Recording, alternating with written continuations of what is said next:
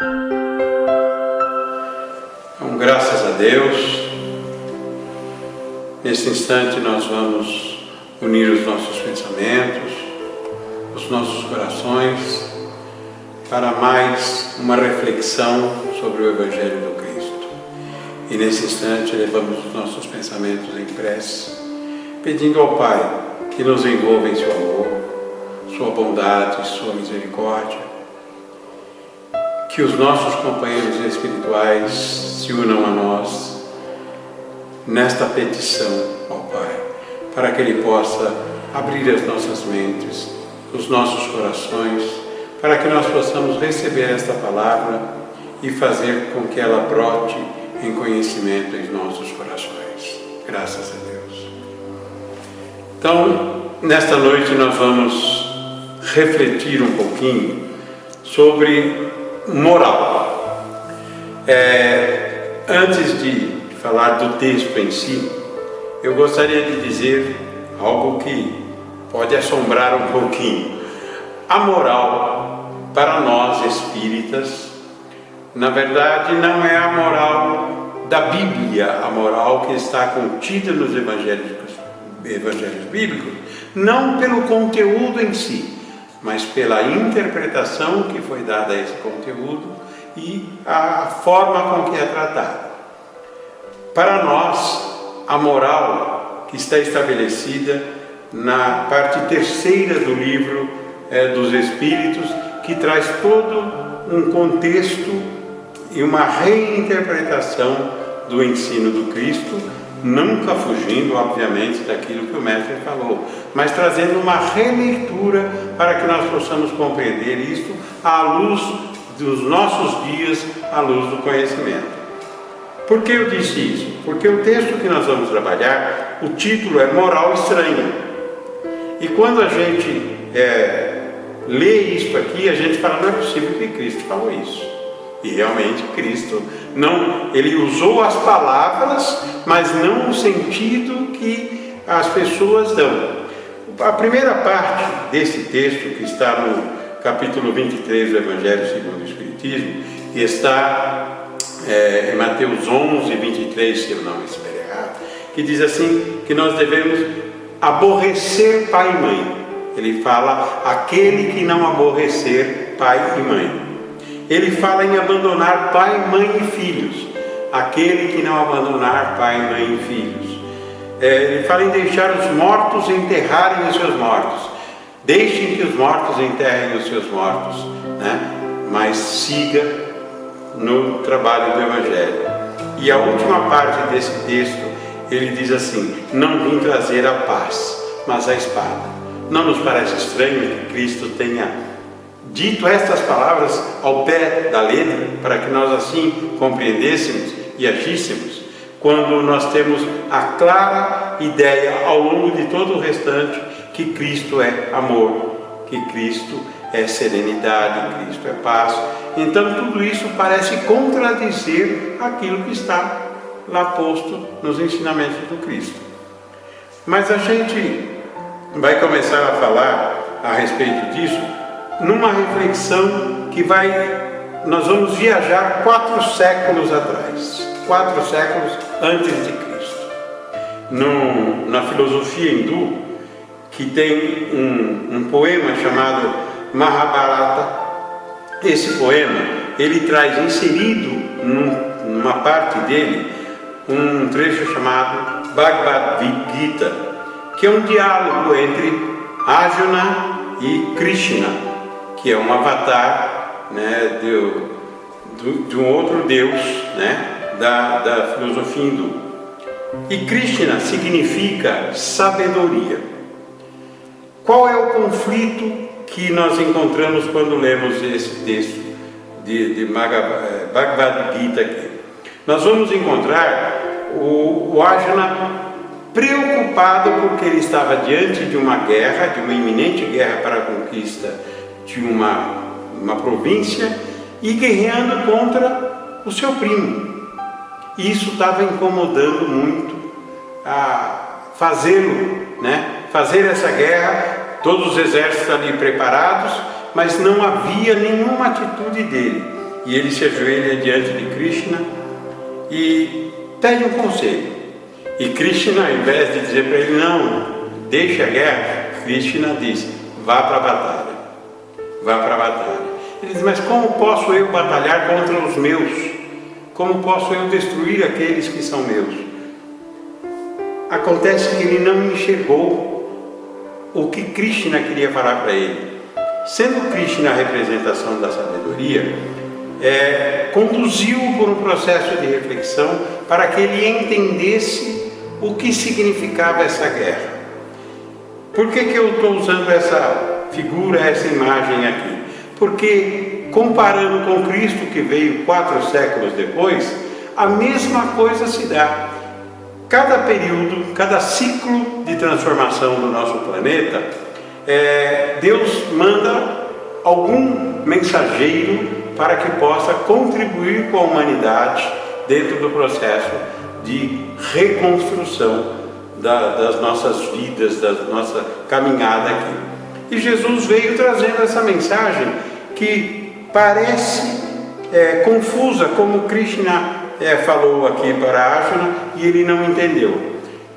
A mensagem de Cristo, sendo basicamente, fundamentalmente, uma mensagem de amor, como pode ele dizer aborrecer pai e mãe, abandonar pai, mãe e filhos, deixar os mortos enterrarem os mortos, não vir trazer paz mais espada? O que ele quis colocar é que esta batalha, esta guerra que nós precisamos enfrentar, e ela é contínua em nossas vidas, não é uma guerra física, uma guerra que a gente tenha que matar, abandonar, fazer qualquer dessas atitudes negativas, mas ela é uma guerra interior, no processo de transformação do homem, para que ele consiga vencer os seus inimigos, sim, nessa batalha, mas não os inimigos exteriores, os inimigos interiores. E aí é que vem a pergunta: quais são os nossos inimigos interiores? Os nossos inimigos interiores, eles são vários. Orgulho, vaidade, ódio, intemperança, e vai por aí afora uma lista enorme de atitudes negativas que nós temos, porque nós somos um homem em processo de evolução, como há um texto dizendo do átomo ao arcanjo. Nós somos criados simples e ignorantes, e essa ignorância nos domina continuamente. Por mais que nos esforcemos, sempre, enquanto nós estamos aqui neste mundo, há um processo de rejeição do conhecimento. Há um processo natural de rejeição do conhecimento, porque o conhecimento faz com que nós tenhamos, melhor dizendo, não é nem possamos, tenhamos que abrir mão daquilo que nós julgamos ser, né? Há uma frase que a gente tem, que é de Nietzsche, que ele diz: o homem é como uma corda estendida sobre o abismo, entre o animal e o super-homem, um perigo arriscar passo a passo, um perigo tremer, hesitar e parar, um perigo retornar o caminho. O que ele quis dizer isso? Apesar de ele não ser um homem religioso, mas ele era sábio, porque o que mostra nessa frase é que nós todos temos medo do desconhecido. Esse é o grande problema para nós.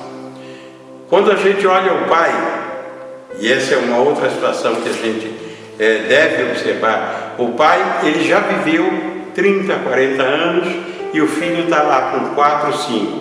Ele, no sentido ou no sentimento de proteção do filho, ele quer botá-lo numa redoma e evitar que ele cresça, porque ele diz: eu vivi essa experiência e eu sei que é ruim. Mas é ruim para quem?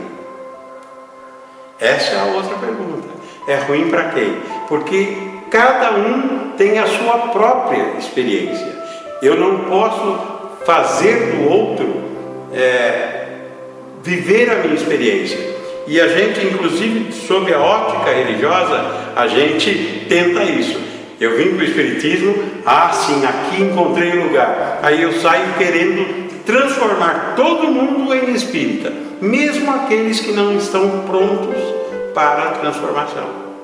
Porque, como eu falei antes, que dessa batalha interior, ela impõe uma necessidade de transformação, e que cada um estando a um ponto do caminho evolutivo, ele não está pronto para receber todos os conhecimentos que vão sendo colocados para ele.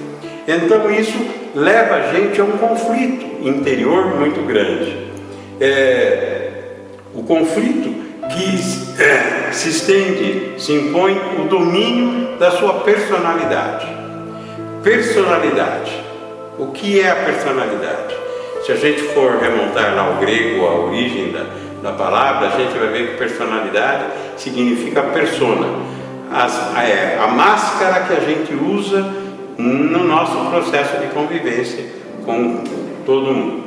Então, nessa persona, eu chego aqui e mostro-me bonzinho. Aí o outro que me vê diz: nossa, Sérgio, esse é gente boa. Mas um terceiro, ele olha para mim e fala: esse cara aí, não boto fé nele não, porque cada um vai me enxergar com um olhar, e para cada um eu viverei um personagem, uma persona, e isso vai ser em função do quê? Exatamente daquilo que compõe o meu todo, o meu eu, que são os elementos dos vícios e as virtudes, os vícios e as virtudes. E nós temos, infelizmente, a dificuldade de desenvolver as nossas virtudes e a facilidade de desenvolver os nossos vícios. Tudo isso influencia no nosso corpo físico, no nosso corpo mental, no nosso corpo energético, emocional, e isso a gente passa para toda a coletividade. É preciso que nós aprendamos a dominar o nosso interior. Eu costumo usar a seguinte expressão: o diabo não existe, enquanto uma figura, a figura mitológica que todo mundo diz, ou a figura real para alguns, que vai dominar o inferno, que vai queimar todo mundo o tempo todo. Mas a referência que eu tenho de demônio, né, como a palavra originária diz, né, o daimon é o inimigo, né?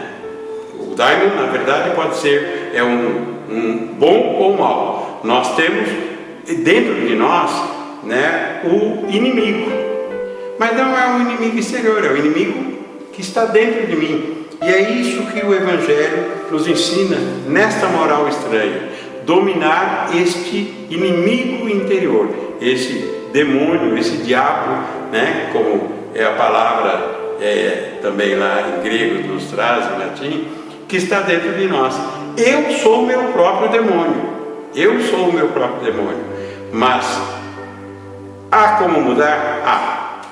E para que nós consigamos fazer isso, é preciso que aí a gente entre na busca do conhecimento, que a gente abra as nossas mentes, abra os nossos corações para a busca do conhecimento. No livro dos Espíritos, na questão 919, é uma frase que é atribuída a Sócrates, né, que estava escrito no pátio, né, do santuário lá de Delfos, que ele diz: um sábio vos disse, lá é Francisco de Assis que diz isso lá, um sábio vos disse, conhece-te a ti mesmo. Aliás, Francisco de Assis não, troquei aqui. Um sábio vos disse, conhece-te a ti mesmo. Esse trabalho de busca do conhecimento, o conhecimento interior, ele não se dá num único dia, ele não se dá numa única semana, num único mês. É o trabalho de uma vida ou de várias vidas, né? Quem admite a reencarnação, porque nós não estamos falando só para quem é espírita, vai perceber que ao longo das suas várias existências, ele vai reviver, às vezes, muitas situações já vividas, porque ele não conseguiu, numa só existência, domar esse homem mau que havia dentro dele.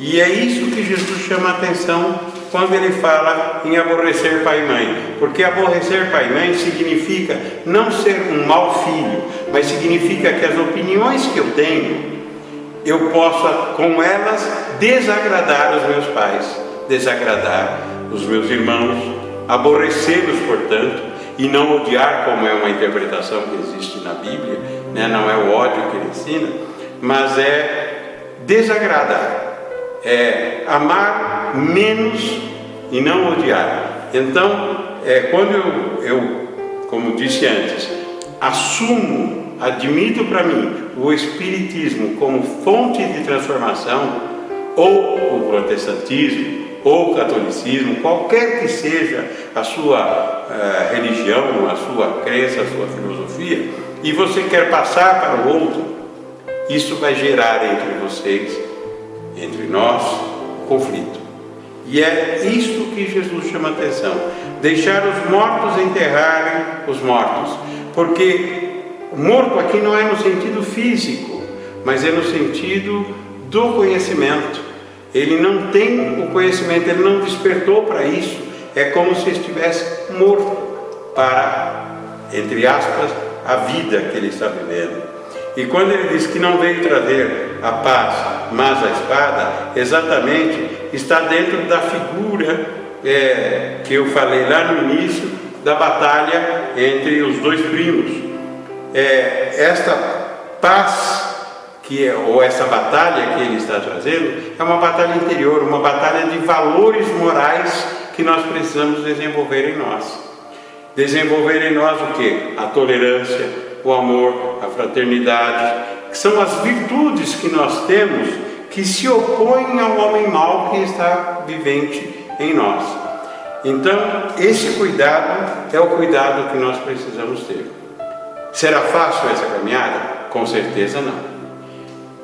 Eu costumo dizer que nós precisamos fazer essa mudança, não é nem diariamente. Nós temos aqui um companheiro que ele diz que a gente tem que estar 24 horas em oração, né? É impossível a gente estar 24 horas em oração, né? Mas é possível que a gente esteja limpando a nossa mente ao longo das 24 horas, várias vezes ao dia. Nesse mesmo texto que eu falei da questão 919, ele diz: você chega no fim do dia e examina como foi o seu dia. Aquela história da balança, né? Vamos pôr nos pratos da balança quanto bem eu fiz, quanto mal eu fiz. À medida que eu começar a fazer mais bem do que mal, eu vou perceber o meu crescimento. E eu tenho certeza que cada um de nós já não é mais hoje, uma vez que entramos, que admitimos o conhecimento da vida espiritual, já não somos, cada um de nós, o que éramos ontem. Essa transformação, que ela é instante a instante, ela vai sendo ampliada, e nós não seremos mais os mesmos amanhã, porque já aprendemos alguma coisa. O conhecimento espiritual nos leva a acreditar numa existência além daqui, como disse aqui Krishna para o Arjuna, há uma inteligência além da vida. Nós que já temos hoje como modelo Cristo, né? A gente já aprendeu com ele que o reino não é aqui, a felicidade não tem que ser aqui, mas nós podemos, através do conhecimento, termos momentos felizes e vivermos como reis, entre aspas, já a partir daqui, chegando até o reino de Cristo, conforme Ele nos tem prometido. É preciso simplesmente ter a compreensão de que, se eu não dominar o homem mau, eu não conseguirei caminhar e terei que repetir a jornada tantas vezes quantas forem necessárias. Não precisa ser, não tem que ser uma preocupação de uma única existência, porque Deus sabe, Ele nos criou, como eu disse, simples e ignorantes. O processo de transformação é lento, mas certamente nós chegaremos lá. Graças a Deus. Eu espero que tenha conseguido ser claro e ajudar alguns, a refletirem sobre isso. Então vamos nesse instante novamente elevar os nossos pensamentos em vibrações de amor, de paz, de serenidade, vibrando por todos os nossos irmãos, companheiros de caminhada neste planeta, vibrando por aqueles que estão nos hospitais, nos leprosários, nos manicômios, nas prisões, nos orfanatos, em todos os lugares de pranto e ranger dos dentes, vibrando por aqueles que estão nas ruas, vibrando por aqueles que estão em seus lares, mas estão desesperados, porque ainda não conheceram o caminho do entendimento. Vamos vibrando por aqueles que estão passando por essa pandemia, para que possam compreender e possam vencer as suas batalhas, entendendo que no momento certo nós seremos chamados para a continuidade do nosso aprendizado em outras instâncias, Este não é o único caminho, mas nesse caso nós vibraremos sempre pelas famílias que estarão enlutadas, que estarão sentindo a ausência dos seus entes queridos, mas nós estaremos vibrando ao lado de cada um. Vamos vibrando por essa casa que nos acolhe, para que nós possamos sempre estar aqui recebendo esses fluidos tão elevados que nos trazem paz, nos trazem serenidade, para que possamos vencer os desafios diários de nossas vidas. Graças a Deus. E para encerrarmos, continuemos nessa mesma sintonia e elevemos ao Pai a prece que Jesus nos ensinou. Pai nosso que estás nos céus, santificado seja o teu nome, venha a nós o vosso reino, seja feita a vossa vontade, assim na terra como em todos os lugares. O pão nosso de cada dia nos dai hoje, perdoai as nossas dívidas, assim como perdoamos aos nossos devedores, e não nos deixeis cair em tentações, mas livrai-nos de todo mal, pois teu é o reino, o poder e a glória para todos sempre. Graças a Deus.